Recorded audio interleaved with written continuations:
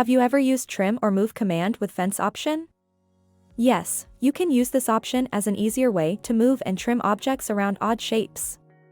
So let's start with how to use fence with trim command. First, activate trim command by typing TR and press enter. Then type F and enter to activate fence selection. Then specify fence points one by one to trim the lines.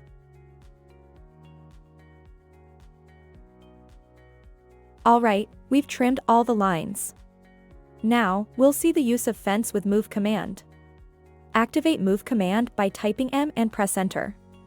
Then type F and enter to activate fence selection. Then specify fence points one by one and select all the objects you want to move. After selecting all the objects, press enter. Then, press enter again. Now, you can move these objects by specifying the points. Note that if you want to remove any object from the current selection set, hold Shift and select the object again.